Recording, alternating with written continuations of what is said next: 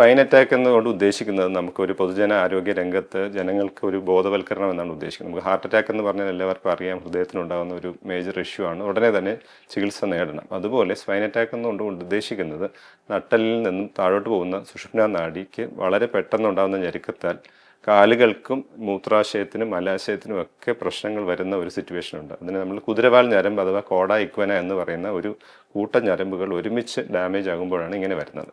ഈ കൂട്ടം ഞരമ്പുകളാണ് നമ്മുടെ കാലിലോട്ടും മൂത്രാശയത്തിലോട്ടും മലാശയത്തിലോട്ടും സപ്ലൈ ചെയ്യുന്നത്. അപ്പോൾ അവിടെ ഒരു ബ്ലോക്ക് വന്നു കഴിഞ്ഞാൽ കാലിന് പെരുപ്പ്, ബലഹീനത എന്നിവ കൂടാതെ യൂറിൻ പോകാതിരിക്കുക, കോൺസ്റ്റിപ്പേഷൻ അഥവാ മലബന്ധം വരിക, ഇങ്ങനെയുള്ള എല്ലാ ബുദ്ധിമുട്ടും ഒരുമിച്ച് വരും.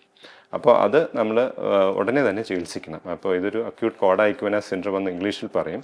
പക്ഷേ അത് കുറച്ചുകൂടി ആൾക്കാരിൽ ലളിതമായിട്ട് എത്തിക്കാൻ വേണ്ടിയിട്ടാണ് നമ്മൾ സ്പൈൻ അറ്റാക്ക് എന്ന പദം കൊണ്ട് ഉദ്ദേശിക്കുന്നത്. അപ്പോൾ ഇതിന് ഉടനെ തന്നെ ചികിത്സ അടിയന്തരമായി ചെയ്യേണ്ടതാണ്. പല കാരണങ്ങൾ കൊണ്ട് വരാം. ചിലപ്പോൾ വലിയൊരു ഡിസ്ക് പ്രൊലാപ്സ് കൊണ്ടായിരിക്കും വരുന്നത്, അല്ലെങ്കിൽ ഒരു അണുബാധ കൊണ്ടായിരിക്കാം, അല്ലെങ്കിൽ ഒരു വീഴ്ചയ്ക്ക് ശേഷം ഫ്രാക്ചർ കൊണ്ടുവരാം. കൂടാതെ ക്യാൻസർ, മറ്റ് അസുഖങ്ങളുള്ളവർക്ക് അത് നട്ടലിലോട്ട് സ്പ്രെഡ് ചെയ്തിട്ട് അത് ഞരമ്പിനെ ബാധിക്കുമ്പോഴും ഇത് വരാം. ചുരുക്കത്തിൽ സുഷുമ്നാ നാഡിക്കുണ്ടാകുന്ന ഒരു ബ്ലോക്ക് കാരണം അതിൻ്റെ രക്തഓട്ടം കുറയുകയും ആ നാഡീ ഞരമ്പുകൾ സപ്ലൈ ചെയ്യുന്ന മസിൽസുകൾ, അത് കാലിലാകാം, യൂറിനറി ബ്ലാഡർ ആകാം, റെക്റ്റമാകാം, ഇതിനെല്ലാം ഒരുമിച്ച് ബാധിക്കുമ്പോൾ ഉണ്ടാകുന്ന പ്രശ്നങ്ങളാണ്. അപ്പോൾ ഇതിനെയാണ് ചുരുക്കത്തിൽ നമ്മൾ സ്പൈൻ അറ്റാക്ക് കൊണ്ടെന്ന് ഉദ്ദേശിക്കുന്നത്. ഉടനടി ചികിത്സ തേടേണ്ടത് അത്യാവശ്യമാണ്.